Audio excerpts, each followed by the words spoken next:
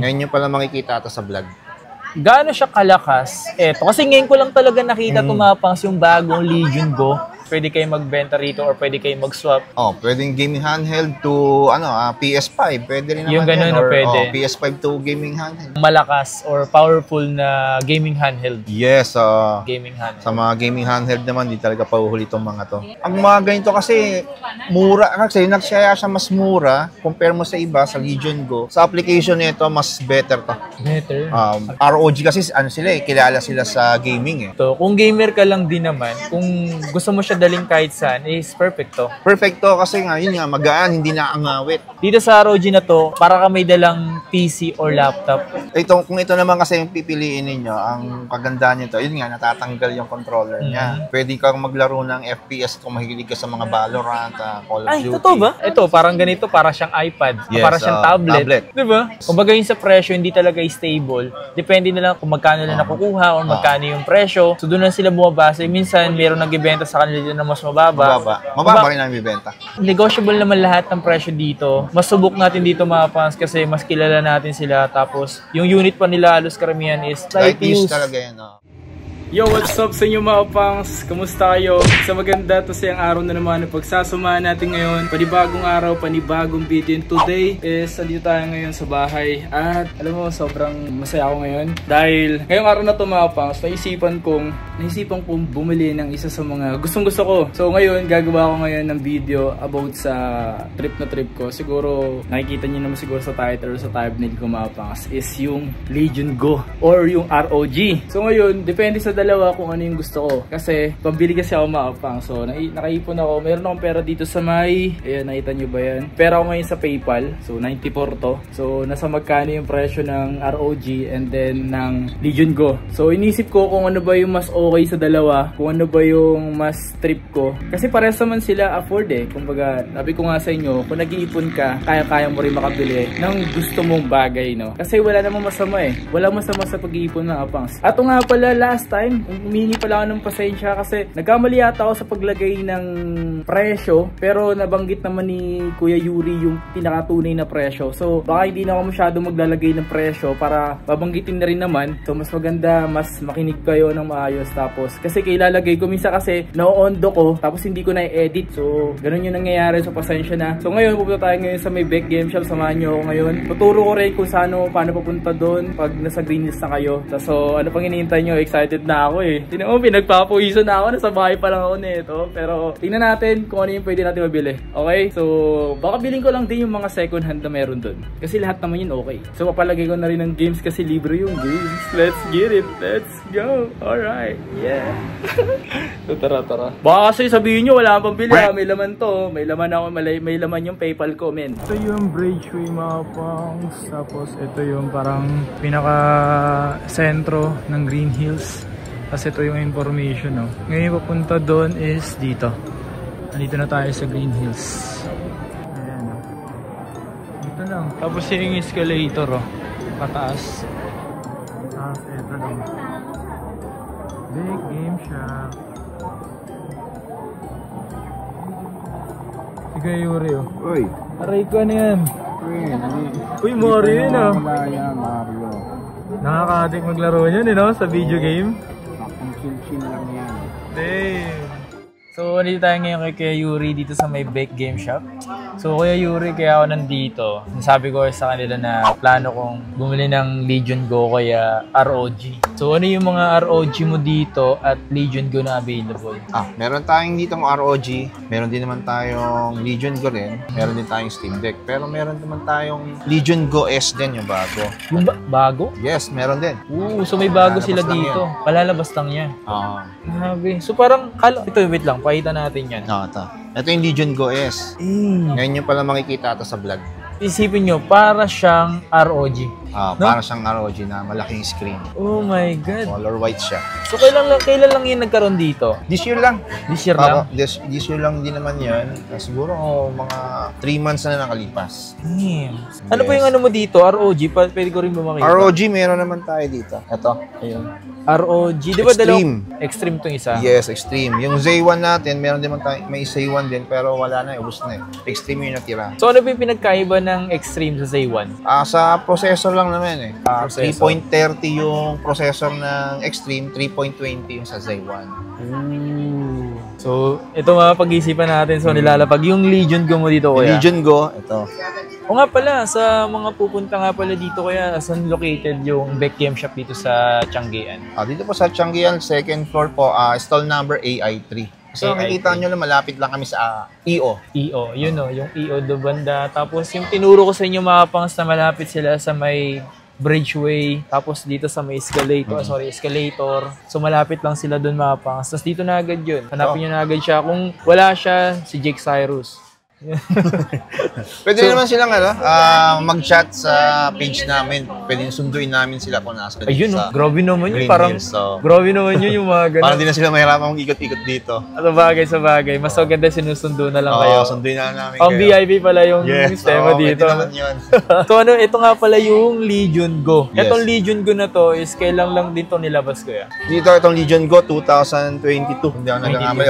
22 mga ganun. So parang Hindi ako nagkakamali So itong mga nilabas mo is ito sa mga parang malakas or powerful na gaming handheld. Yes, Gaming handheld. sa mga gaming handheld naman, di talaga pauhuli itong mga to. Meron pa kami isang ROG, yung ROG Ally X. Yun yung kulay black nito. Yung pinaka-latest na nilabas niya nito. Yung ganito. So kasi yung ganun parang last time meron ka nun, nabenta agad.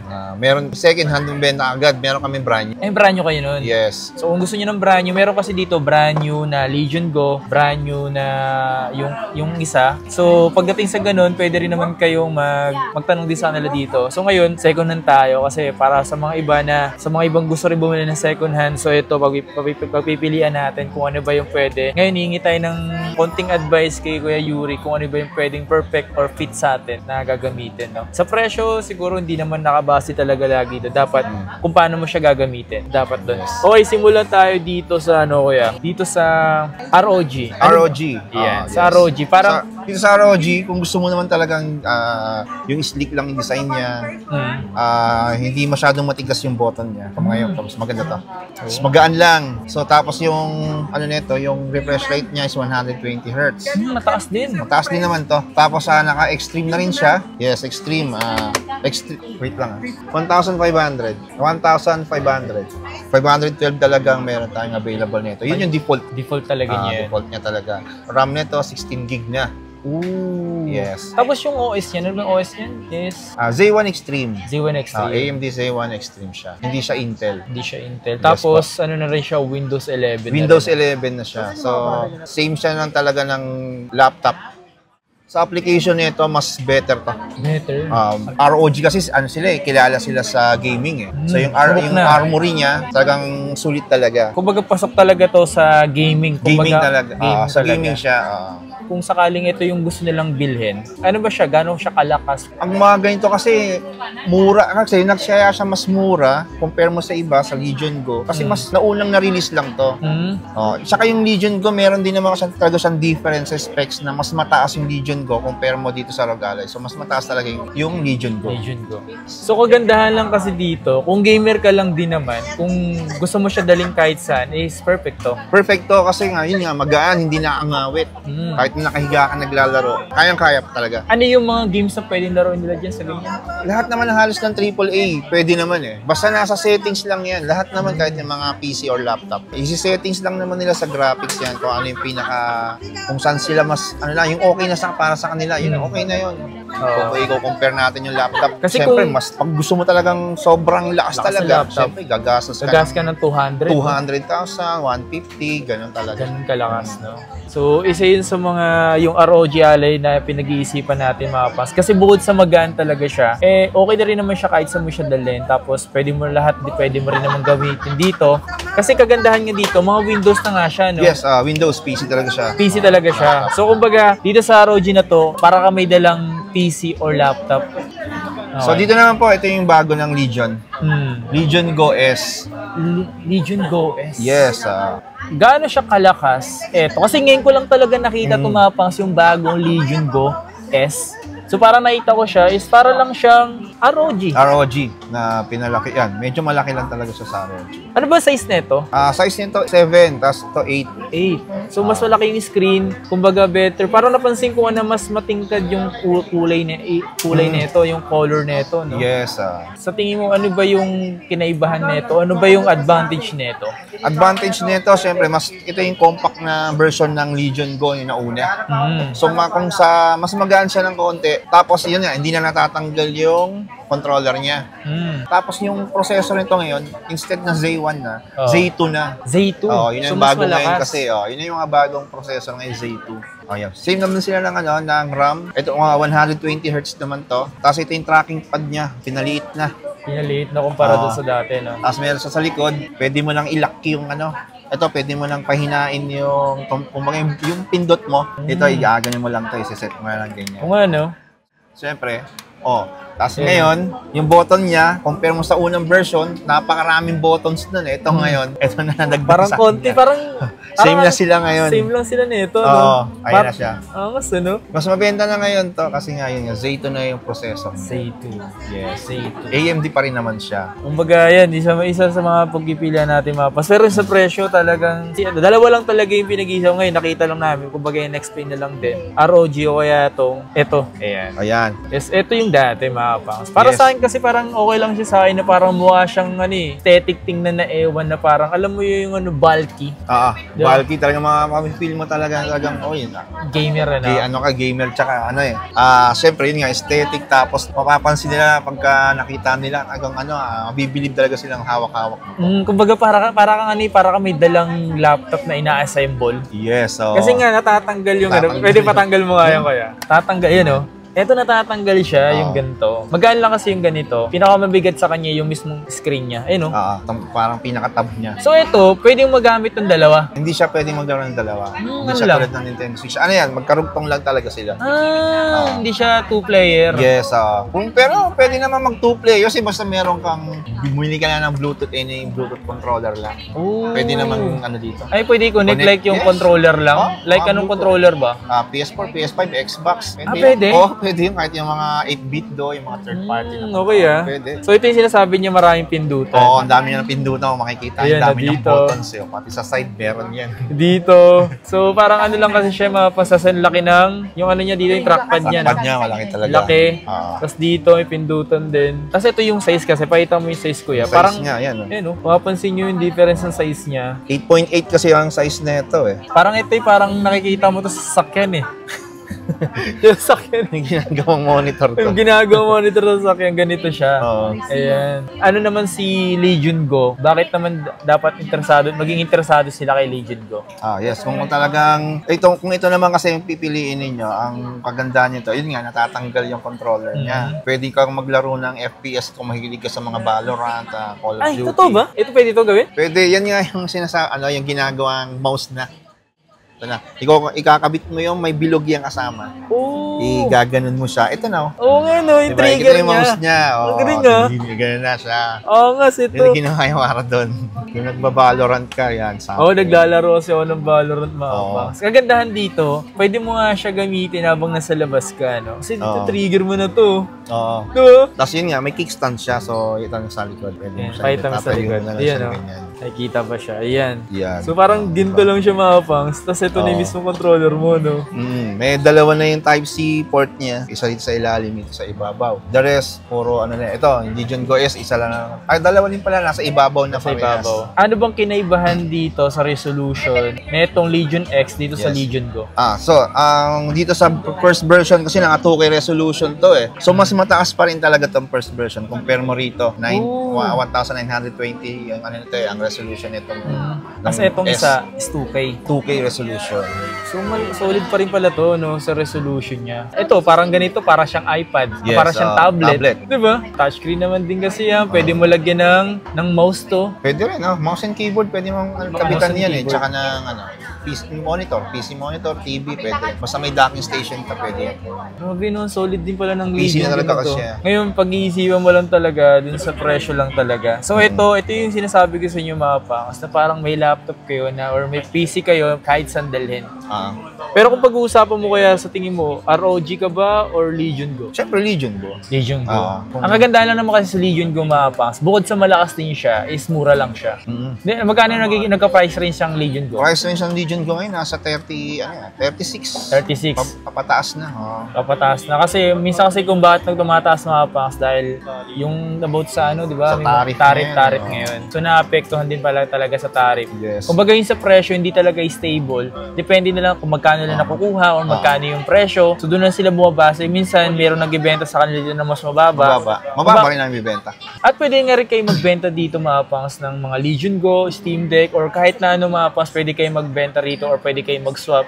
Pwedeng gaming handheld to PS5. Pwede rin naman yung ganun, or pwede. PS5 to gaming handheld. Kung gusto nyo, ayaw nyo naman ng mga gaming console, meron naman tayong mga iPhones. Meron din naman.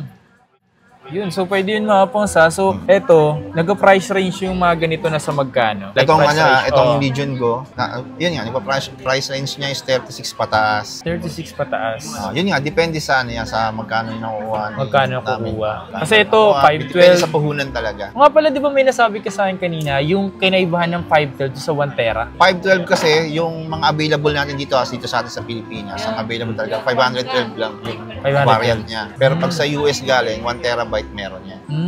So meron ka minsan ito nag 2 terabyte, di ba? 2 terabyte upgraded yon. Upgraded? Paano? Paano siya i-upgrade? Yung mismong internal niya i-upgrade.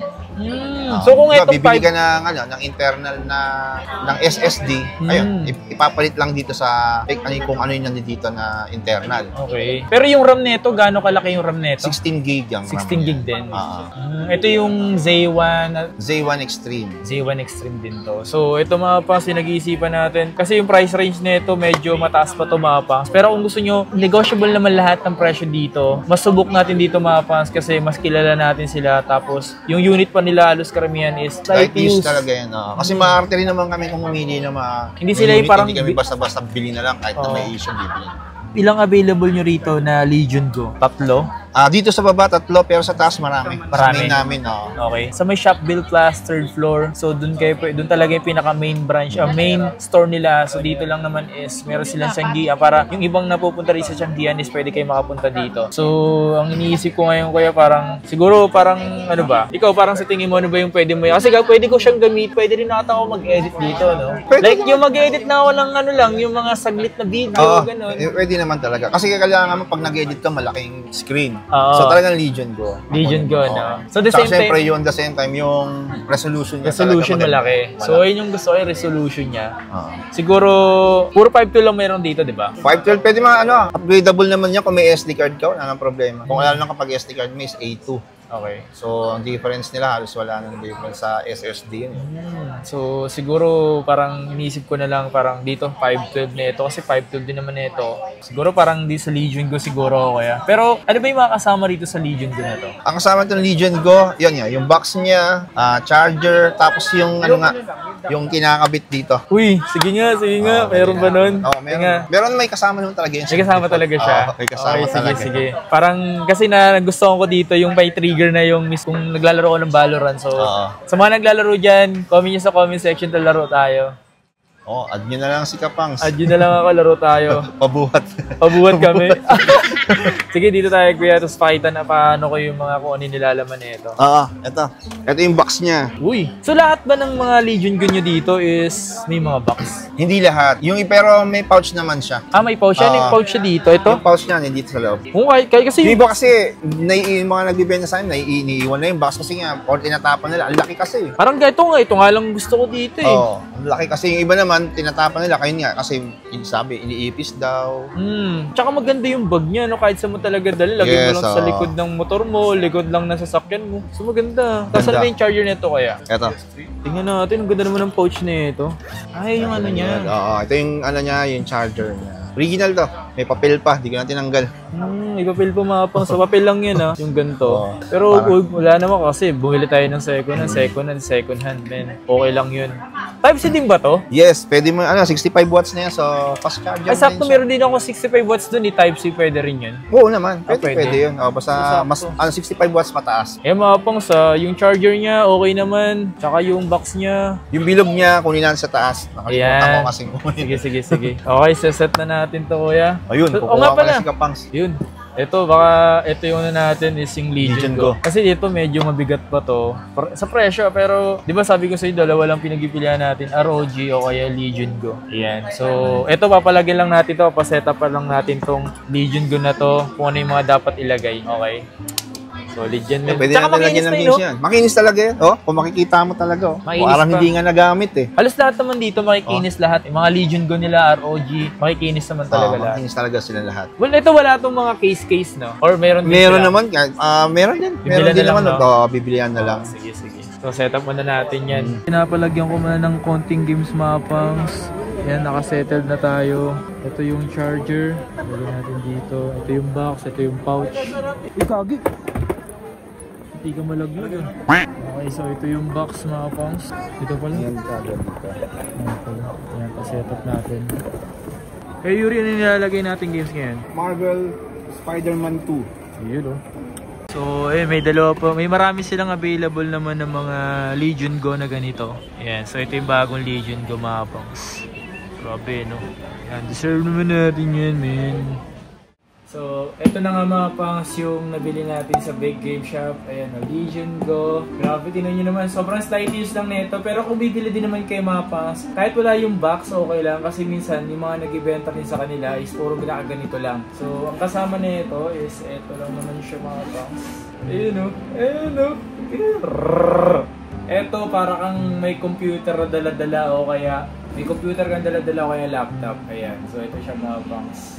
Oh my God! So, yun lang. Dito ko na tinatapos yung video mga pangs. Maraming salamat sa pagsama at pagsuporta. Kung trip nyo bumili ng mga gaming handheld, katulad ng mga ganitong Legion Go, is punta kayo sa Big Game Shop. Ang install nila doon is AI3. Tapos, meron silang permanent store, Shopville Plus, 3rd floor. Tapos, meron na rin kayo sa FB page nila and like and follow Big Game Shop. Yun lang. Let's go.